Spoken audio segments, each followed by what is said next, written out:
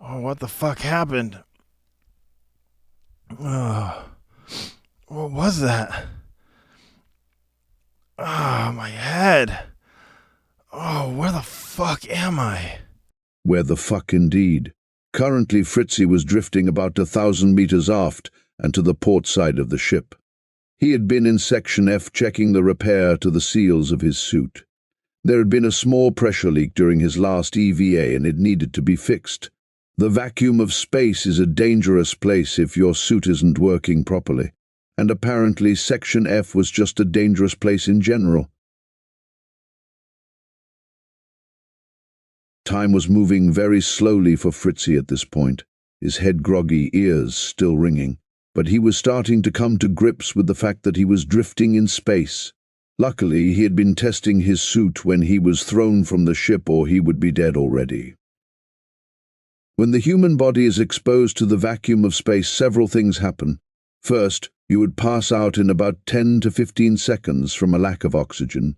Then, because of the difference between the pressure inside your body and the lack of pressure outside your body, all the fluids in your body would boil, vaporizing into gases and expanding your organs and tissues, hemorrhaging your blood vessels and eyes. And then because it is so cold in space, it would all freeze. You would be nice and dead and frozen. You wouldn't explode. Human skin is too strong and elastic for your body to actually explode. That is a myth perpetuated by Hollywood. And as long as you weren't trying to hold your breath, you wouldn't experience very much pain at all. Some tightening of the skin due to the fluids turning to gases, but by the time you noticed, you would be unconscious, and shortly thereafter unliving. Report! Sir, we've been struck by a torpedo. Section F is completely destroyed. A torpedo? Fritzy thought. Who could be shooting us with a damn torpedo? We're a fucking party barge. This is a place for fun. Fritzy was correct about the fun. Rich kids' parents would rent them out for 21st birthdays and graduation parties. Frats would rent them for weekends of debauchery. Each Bacardi-class party barge was outfitted with a strip club, complete with shower room, private dance rooms, stripper poles, a stage and seating for 30, a dance club, and an off-track betting lounge for gambling on the space chariot races. Not to mention 3 full-service bars, sleeping quarters, and a food court. The ships were crewed with your normal contingent of pilots, comms officers, navigators, and engineers. But they also included DJs, strippers, chefs, and bartenders. It was a non-stop party on every run between Luna and Mars landing. Well, for the customers at least. For the crew, it was work, work, work all day and night.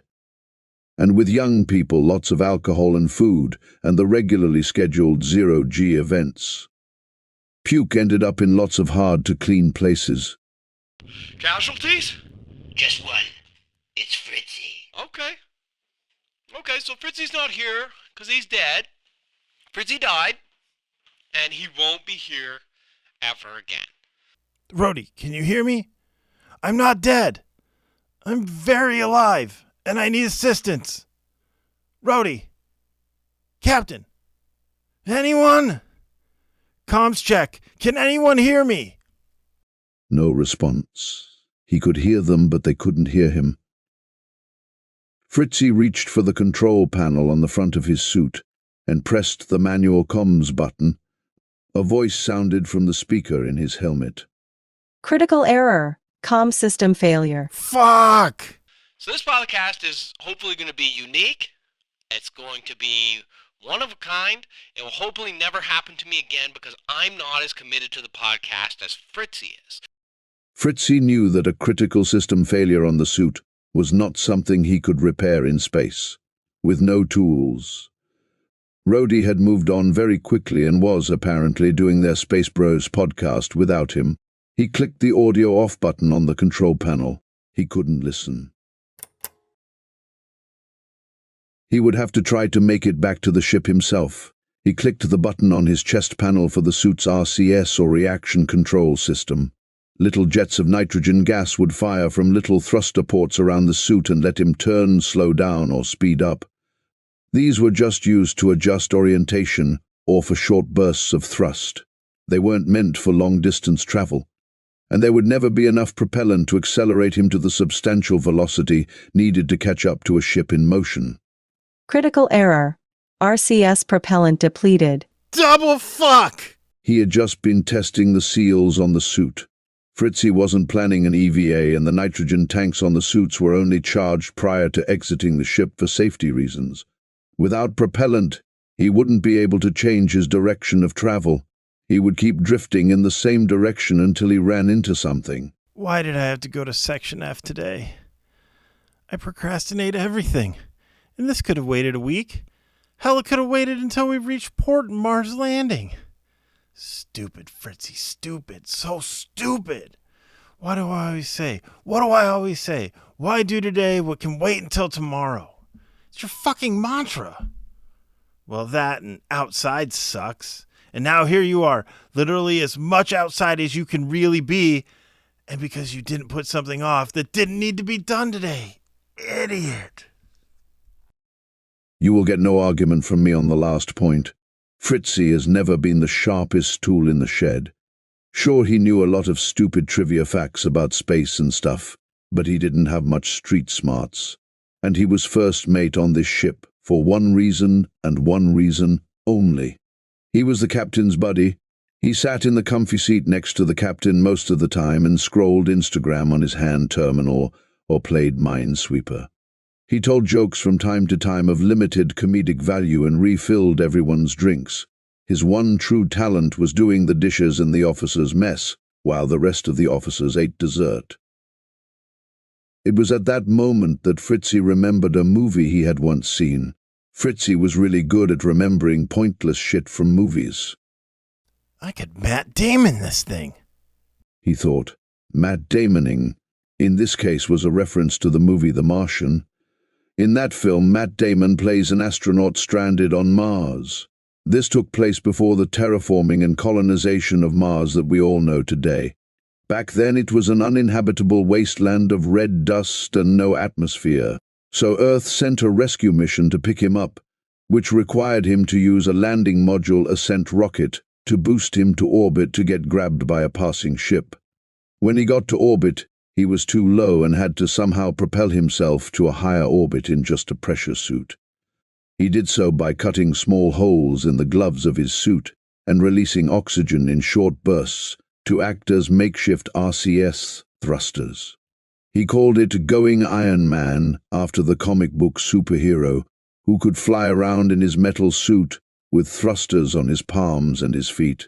This is gonna work, Fritzy thought, feeling the first bit of reassurance since his ordeal had begun. Fritzy then came to the stark realization that spacesuit gloves are designed specifically not to rip or tear. When working around the jagged metal edges of the outside of a spacecraft, a hole of any kind in a spacesuit could spell death to the wearer. Without a very sharp knife, there was no way that Fritzy could just tear a hole in the gloves of his suit. Things were looking bleak. Fritzy turned the radio back on. Perhaps they had realized he wasn't dead after all and had stopped to look for him. So let's get into it. We're going to do Protest the Hero News. This is not something that Fritzy and I have ever done. It's none of Fritzy's business. If only That's there was why. a way I could communicate I'd with like them. to start by Fritzy saying we have a thought. tour Wait, coming up. The Okay, it fucking goes from emergency August 1st to locator August beacon. 20th. It starts Why in didn't I turn Detroit, it on where Fritzy already? lives, and it ends So in Newfoundland, dumb. where I always wanted to Fritzy be. hit the beacon button. There's a bunch of He would places know in right between. away if it worked, because he would protesthehero.ca definitely hear to it check over out the full comms. tour. And I know what you're gonna He say would when you know get if to they knew he was protesthehero.ca. alive. You're gonna say, A, why is it fucking .ca? Here's your answer.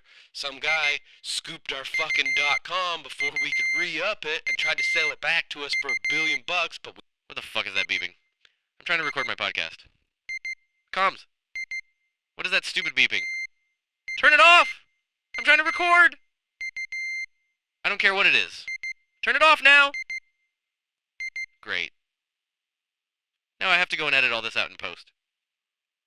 It better not fuck up all the cool video graphics I created for this episode. Frig.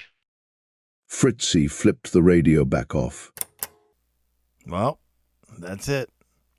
I'm gonna die in space. Fritzy thought. He floated quietly for a long while.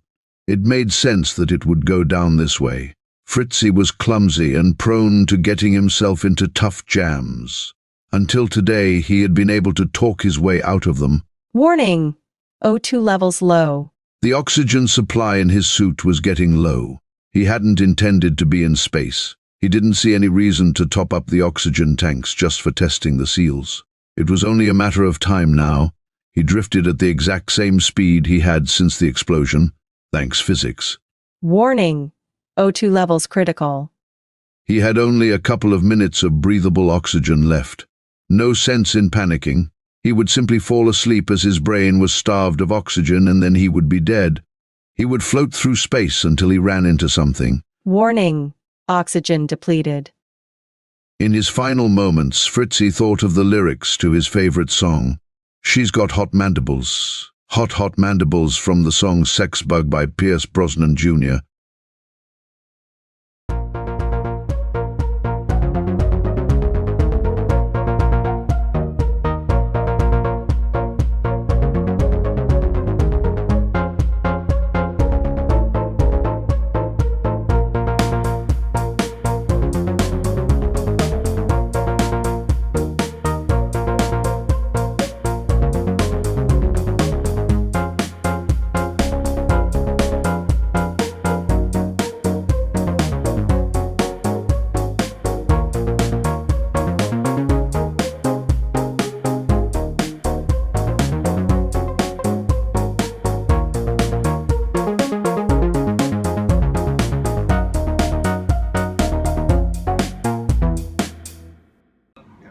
You can also pick a picture from your Is he she?